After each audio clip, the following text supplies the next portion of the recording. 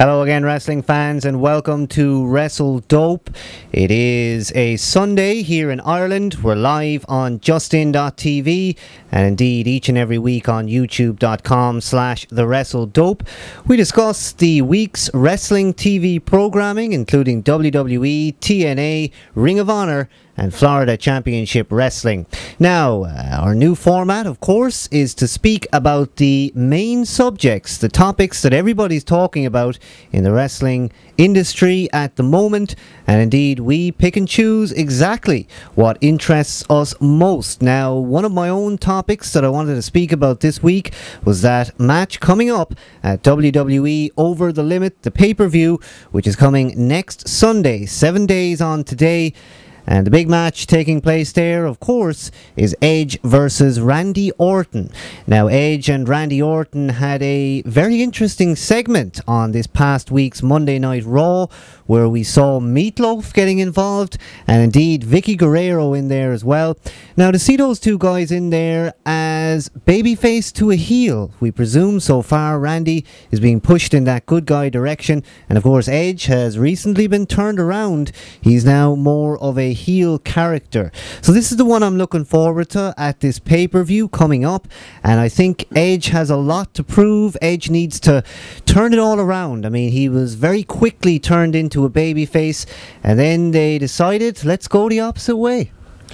Yeah, I think it's too soon for both of these guys to be changed with their heel to babyface to heel gimmicks so quickly. I think they needed time to develop back into their own little characters a little bit, with Orton being the babyface and Edge come back into heel mode. And then we see the return of Vicky. We spoke about it last week. Somebody gets the most heat of all time. And I wonder what this will mean for Raw. I think probably some poor starts, no doubt, if they open the show for the next couple of weeks. That's right, they are going to have a lot on their hands for that match.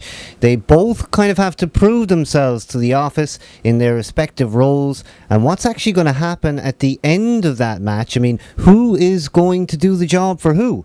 That's what I have to wonder. Who is considered to be the stronger character? I presume the office are going to look to be pushing Randy Orton, and if they do that, well, they're on the right track, because Edge, let's face it, he's lost a lot of momentum now. I mean, all of his program in the last couple of months was building him up as that sort of Randy Savage counterpart. They had him sponsoring Slim Jim. I mean, he was the spokesperson almost for that. And indeed, I think the office were a little bit annoyed. Not so much at Edge, but just at the fans. I mean, they didn't think it would go like that. I think they thought the fans would buy it a bit more. I think so too, but unfortunately not. It stinks of awfulness when Edge is back in that really awful babyface role. It just doesn't work for him, and I think some people can get away with it, like Jericho. They can do a good job as being a babyface. Kind of gets a bit annoying when he was at the peak of his babyface run, but he can still pull both off probably better than most people. But not for Edge, unfortunately, and he's back in heel mode now, which is good for him, and he will get a lot of heat with this Vicky hookup once again. But nothing explained, and very odd to see them just hit it off very quickly again. No explanation given there. But I'm sure that's the way it is a lot of the time with WWE. But Orton's definitely giving me the Austin vibe, and I wonder how close they'll push it to the actual Austin gimmick. Yeah, you're 100% correct. The Vicky Guerrero Edge thing has just restarted. Now, it's interesting because when I saw them come out, I immediately had the reaction that I would have a couple of months ago, a year or two ago, when they were always coming out together. I instantly felt like, get them off the screen. Vicky, really, but them as a pair. But then I realised that they're doing their job, because they're heels, and they make me want them to get off screen. So it was at that point I realised that I think Vicky Guerrero and Edge probably should go on.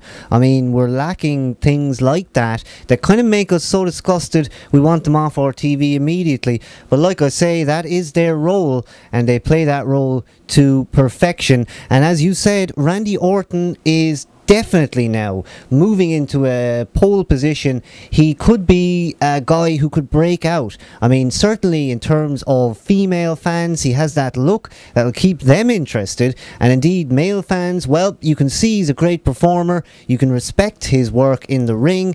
And I think overall, Randy Orton, with this new t-shirt and his whole Viper gimmick, has a lot of steam. Now, like I say, I'm interested to see what the finish of this match will be at Over the Limit. Is it a case that one guy is going to actually have a clean pin on another?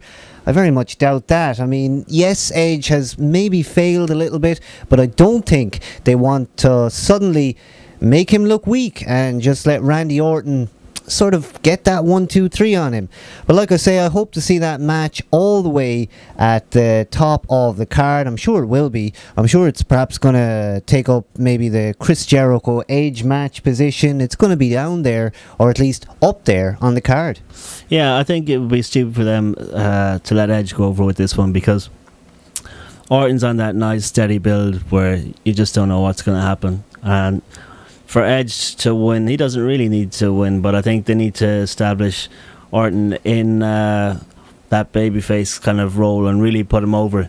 And by letting him go over, I think that'll definitely do it. Where Edge, he's the heat seeker, you know, at the moment, I think, and having Vicky around will definitely add to that. But one thing I don't want to see with the two of these guys, because it would be pretty awful, is a Punk Mysterio situation where they drag the absolute arse end out of it for weeks and more pay-per-views and more Raw. That wouldn't be good. There's a huge possibility that that is exactly what could happen. Now, yes, it's nice to see feuds going on for a long time, but at the same time, you really want 2 matches on a pay-per-view. And let's be honest, you want to see something different when it comes to that third pay-per-view. Now, we are getting new matches. It's been 2 pay-per-views by the time next Sunday hits since WrestleMania. So they are changing it and they're doing things, but ultimately, yeah, you want 2 matches out of this max in terms of pay-per-view appearances, and then time to move on. Because especially those 2 guys being so synonymous as heels, yeah, can we buy it? I mean, we can buy the athleticism and the competitiveness, and like I say, hopefully it'll be booked well. But yeah, I mean, let's not go too far on it, and let's just have them separate. Let's just hope that this is a kind of a filler for the next few weeks. Yeah, but I think the match itself will probably be the highlight of the pay-per-view, because both guys can really step it up when they need to. And compared to the other stuff that's on the card, there's nothing really too interesting to me. I think Cena Batista would be pretty funny. But yeah, I think it'll probably be the best match of the night, this Edge and Orton, and fingers crossed Orton does come out on top. Yes, indeed. Hopefully, Randy Orton is going to come out on top. And Over the Limit is coming this Sunday. We look forward to seeing exactly what happens there.